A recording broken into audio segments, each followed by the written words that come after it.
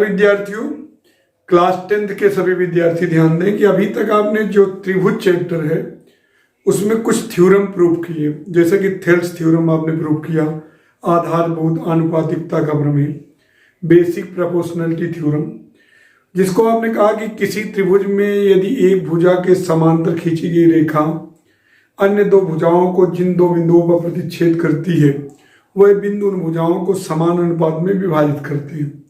और इसका विलोम किया कि जो है किसी त्रिभुज में एक रेखा जो है दो भुजाओं को एक ही अनुपात में विभाजित करती है तो वह रेखा तीसरी भुजा के समांतर होती है। इसी का जस्ट विलोम थेल्स प्रमेय का विलोम कि एक रेखा है किसी त्रिभुज की दो भुजाओं को एक अनुपात में अगर एक ही अनुपात में विभाजित करती है तो तीसरी भुजा के समांतर होगी। उसके बाद आपने बताया कोण कोण कोण समरूपता प्रमेय। इसमें क्या था कि किसी त्रिभुज में अगर तीनों संगत कोण बराबर हैं तो जो है वो दोनों त्रिभुज समरूप होंगे, यानी कि संगत कोण बराबर हैं तो आपने उसमें क्या किया था, संगत भुजाओं का अनुपात बराबर कर दिया था, क्योंकि समरूप त्रिभुज की जो परिभाषा होती है वो कहती है कि दो त्रिभुज समरूप त्रिभुज कहलाते हैं यदि उनके संगत कोण बराबर हों और संगत भुजाओं का अनुपात बराबर हो। तो जब आप संगत कोण वहां बराबर था तो आप संगत भुजाओं का अनुपात बराबर प्रूव कर दिए तो जो है दोनों त्रिभुज क्या हुए, समरूप हो गए। ये तीनों बहुत महत्वपूर्ण थ्योरम है। अब आगे बढ़ते हैं, कोण कोण समरूपता प्रमेय भी होता है कि अगर दो ही संगत कोण बराबर हैं, दो ही कोण, एक त्रिभुज के दो कोण दूसरे त्रिभुज के दो कोण के बराबर हैं, यानी कि दो ही कोण, एंगल सिमिलरिटी है तो भी त्रिभुज समरूप होता है। बहुत ही अच्छा क्वेश्चन है कि एक त्रिभुज एबीसी है,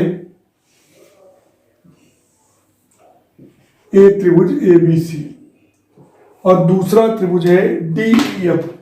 क्या है? डीईएफ। डीईएफ एक कोण, मान लीजिए कोण बी कोण ई के बराबर है, कोण सी कोण एफ के बराबर है।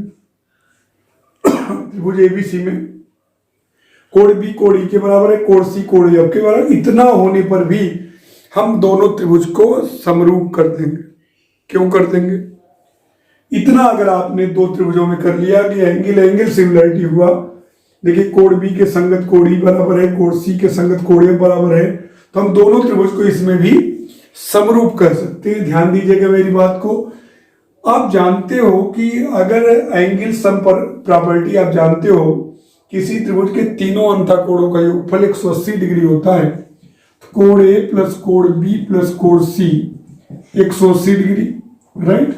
इधर भी कोण डी प्लस कोण ई प्लस कोण एफ बराबर भी 180 डिग्री। कोण ए प्लस कोण बी प्लस कोण सी बराबर कोण डी प्लस कोण ई प्लस कोण एफ, ये हो गया। अब दिया क्या गया है, कोण बी बराबर कोण ई, तो कोण बी की जगह हम कोण ई लिख दे रहे हैं और कोण सी की जगह कोण एफ। कोण ई कैंसिल हो गया, कोण एफ कैंसिल, कोण ए बराबर हो गया कोण डी। ठीक, कोण ए बराबर क्या हो गया, कोण डी। कोण ए बराबर कोण डी हो गया। अब त्रिभुज एबीसी व त्रिभुज डीईएफ में कोण ए बराबर क्या हो गया, कोण डी। कोण बी बराबर क्या हो गया, कोण ई, गिवन ही है, ये तो प्रूव कर चुके हो। और कोण सी बराबर कोण एफ। इसके पहले आपने कोण कोण कोण समरूपता प्रमेय पढ़ा था कि संगत कोण तीनों बराबर थे तो दोनों त्रिभुज क्या होंगे, समरूप। तो हम लिख सकते हैं त्रिभुज एबीसी समरूप त्रिभुज डीईएफ।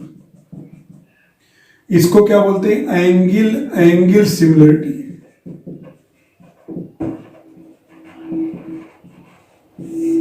कोण कोण समरूपता प्रमेय। अगर दो भी कोण बराबर हों तो भी हम जो है दोनों त्रिभुजों को समरूप कर सकते हैं।